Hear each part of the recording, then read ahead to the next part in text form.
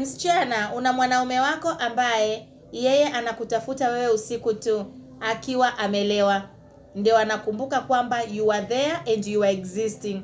Anakutafuta, anataka kujua umevaa nguo gani usiku huo, anataka kujua umevaa night dress gani usiku huo. Anakwambia baby, I wanna talk to you for 2 hours, for 3 hours.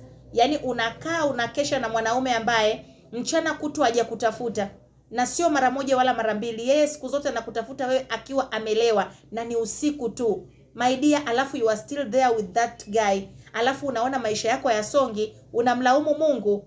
Acha kufanya hivyo, jilaumu wewe, ndio una matatizo. Tumesema wanaume wa aina hii hatuvuki nao 2026.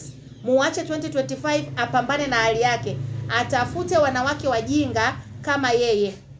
Muache, kwa sababu yeye mchana kutwa anakuwa busy na wanawake wenye standards, anakuwa busy na wanawake ambao wanajipenda na kujiheshimu, anawapa wanachokitaka. Alafu sasa usiku akishalewa sasa, make mchana alikuwa soba na watu wanaowapenda wanajadili vitu vya maana. Sasa wewe unatumika usiku kwa sababu wewe ni mjinga, na umechagua kuwa mjinga, umechagua kuwa mwanamke ambaye huna mipaka wala standards. Anakuja sasa kupotezea muda wako usiku, ambapo wewe ulitakiwa sasa urest, uweke akili yako sawa, upange mambo yako ya kesho, ujiweke vizuri. Yeye sasa anaibuka, anakuja kukuharibia kila kitu, kwa sababu yeye ameshaweka mambo yake sawa mchana kutwa na watu wanaowapenda. Baby girl, wake up.